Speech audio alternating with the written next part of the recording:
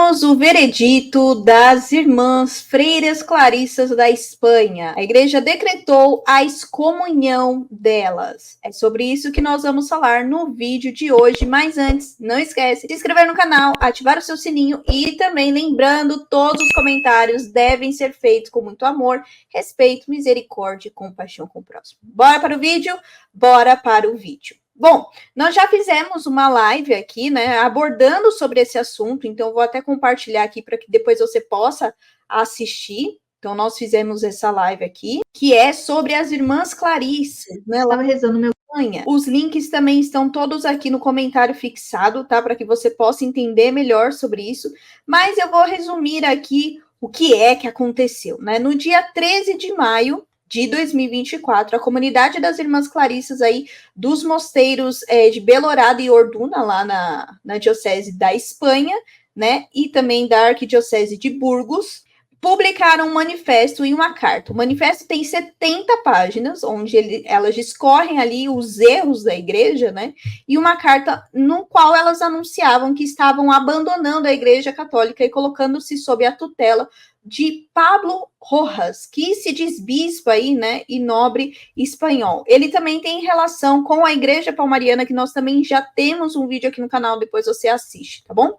E aí, no final de maio, a Santa Sé, né, então lá o pessoal do Vaticano nomeou o arcebispo de Burgos, Dom Mário Iceta, comissário aí do pontifício com plenos poderes. Quando ele começou a agir, as freiras decidiram levar o conflito à justiça civil.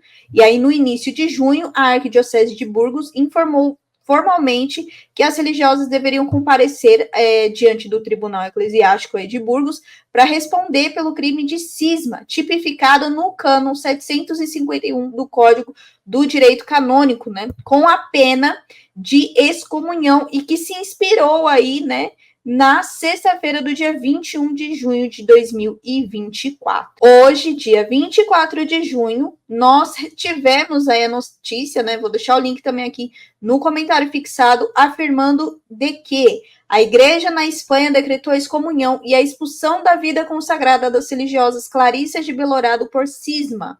Então, o que diz o cânon 751 do Código do Direito Canônico? Abre aspas. Isso sobre o cisma, né? É a recusa da sujeição ao sumo pontífice ou da comunhão com os membros da igreja, que eles estão sujeitos. A pena é a excomunhão, ou seja, o desligamento da igreja. Num comunicado à imprensa datado do dia 22 de julho, a Arquidiocese de Burgos, abre aspas, comunicou o decreto da declaração de excomunhão e a declaração de demissão imediata da vida consagrada de todas a cada uma das 10 irmãs que incorreram no crime de cisma, né? Então, a decisão foi comunicada aí pelo arcebispo de Burgos, que é comissário do pontifício e representante legal dos mosteiros de Belorado, Orduna e Dério, Dom Mário Iceta, né, que fez todo esse caminho aí que falamos agora há pouco. No comunicado ainda diz que foram as próprias irmãs que manifestaram a sua decisão livre e pessoal de abandonar a Igreja Católica. Diante desta decisão, é necessário lembrar que a declaração de excomunhão é uma ação jurídica considerada pela Igreja como uma medida medicinal, que suscita a reflexão e a conversão pessoal. Ainda abre aspas, né, acrescenta aqui nesse comunicado. A igreja mostra sempre as suas entranhas de misericórdia e como mãe está disposta a acolher os seus filhos que, como um filho pródigo, confiam na misericórdia de Deus e iniciam o caminho de volta à casa do Pai. E também continua-se existindo uma comunidade monástica composta pelas irmãs que não sofreram excomunhão, pois não apoiaram o cisma. São as 5 irmãs idosas e outras 3 irmãs que, embora neste momento não estejam no mosteiro, pertencem à comunidade, pois estão encardinadas, né? Então foram consagradas aí neste mosteiro, né? Abre aspas, as irmãs idosas continuam sendo uma prioridade nas preocupações, segundo o comunicado, e a Federação das Clarissas de Nossa Senhora de Aranzazu planejou uma forma de cuidar imediatamente dessas irmãs no próprio mosteiro de Belorado, transferindo para morar no mosteiro algumas irmãs de outros mosteiros da federação. Então, aí já está o decreto, né, da excomunhão. O que é excomunhão, gente? É a pena mais grave para todo qualquer batizado, que é o afastamento da comunhão do fiel da Igreja Católica, e aí a pessoa perde também os acessos ao sacramento, né? O cardeal Mauro Piensa Penitenciário Mora, em mérito da igreja, disse certa vez que o objetivo da excomunhão é levar os culpados ao arrependimento e conversão. Então, não é um castigo eterno, né? Desde que a pessoa se arrependa desse crime de cisma, ou de heresia, ou de apostasia, que também é dito lá no Código do Direito Canônico, né? Então, abre aspas aí para o cardeal Mauro. Com a pena de excomunhão, a igreja não tenta, de alguma forma, restringir o campo da misericórdia, mas simplesmente destacar a gravidade do crime, né? E por que se excomunga? Lembrando, a excomunhão não é castigo, né? Ela vem aí de uma restrição da Sagrada Comunhão. Com a excomunhão, aqueles que causam escândalo ou grave perturbação da ordem com sua conduta são repreendidos publicamente, como diz o cânon 1339. Ju, mas que absurdo, que injustiça!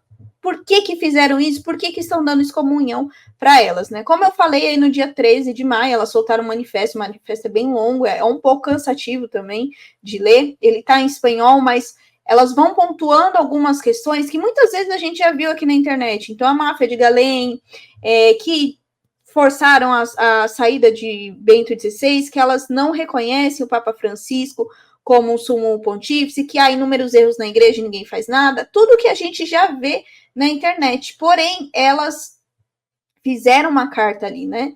E aí, nessa carta, elas disseram que elas estavam rompendo. Então, foi um desejo delas, né? Como foi falado aí na notícia, sim, a igreja ainda fez todo aquele processo, né, para que não houvesse excomunhão, mas foi impossível diante da recusa delas, né? Então, infelizmente, isso não é uma notícia feliz, né? Tem muita gente que vai ficar feliz com essa notícia, mas não é uma notícia feliz. É uma notícia muito triste. Não quer dizer que isso vai acontecer em todos os lugares, como algumas pessoas estão dizendo. Esse tipo de situação já acontece, principalmente agora com a internet, que está muito em voga, né? Questão de documento da igreja, desinformação. Então, se você for ver lá o manifesto, depois assista a live que a gente falou sobre isso, você fica bem assustado com algumas palavras delas, né? Elas falando que elas como se houvesse duas igrejas, né? Então, a igreja verdadeira, a gente ouve isso na internet. A igreja verdadeira, né? Que não é essa que está agora lá nas mãos de Bergoglio, do Papa Francisco, né? Que agora existe uma igreja bergoliana. Então, todos esses argumentos que nós temos aí. Mas, como eu falei, isso não é um decreto que nós temos que ficar felizes, né? E que não quer dizer também que nós não devemos continuar orando, porque sim, elas podem ser absolvidas desse crime desde que elas se arrependam e mostrem ali, como foi falado, né, o arrependimento e também a conversão no sentido de não querer mais o cisma, ou seja, não querer mais esse rompimento, reconhecer que existe um magistério do sumo pontífice, ou seja, do atual papa e também dos bispos que elas também negaram aí no seu manifesto. Tá bom? Então, o que é importante, né? Eu sempre trago uma reflexão aqui. E, gente, deixa eu deixar uma coisa bem clara aqui, que no último vídeo teve gente que não entendeu. Não interessa a minha opinião sobre o assunto. O que interessa aqui são as informações que a gente traz e, principalmente, a reflexão que Deus nos convida a fazer. Então, todos os vídeos, Deus nos traz uma moral, uma reflexão para a nossa vida, no nosso dia a dia. Então, o que nós podemos trazer aqui como reflexão dessa questão? Nós, né, nós que estamos aqui, talvez você seja também, né, nós nos dizemos católico-apostólicos romanos, né, e nós temos 3 pilares da nossa doutrina: a palavra de Deus, que é a Bíblia, a tradição e o magistério. O que tem acontecido muito é que muitas pessoas começam a falar mais da Bíblia, ou começam a falar só da tradição, ou começam a falar só do magistério. Então, quando eu nego alguma coisa da palavra, ou eu não cumpro aquilo que está na palavra, eu estou negando, né, a palavra. E aí eu só vivo da tradição do magistério. Ou eu só reconheço aquilo que o magistério fala, mas não reconheço o restante. Ou só quero reconhecer a tradição. Católico, que é católico, tem que reconhecer os 3 pilares, né? A partir do momento que as irmãs Clarissas, elas negaram que existe ali um papa que vem desde Pedro, que não teve um rompimento nessa linha sucessória, né? É uma continuação da missão de São Pedro, desde lá daquele trecho da Bíblia.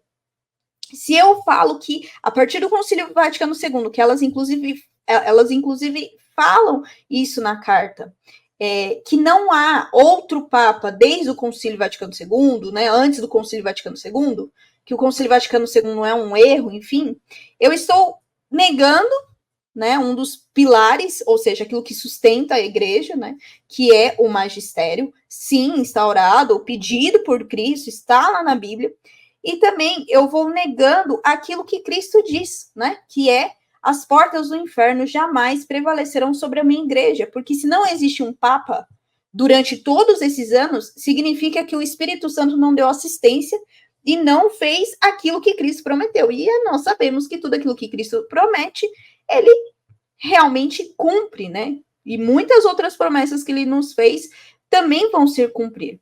Então, nós acabamos negando aí, às vezes eu nego a tradição, eu nego o magistério, mas eu acabo negando depois os 3 pilares. Então, eu acabo deixando de ser católico.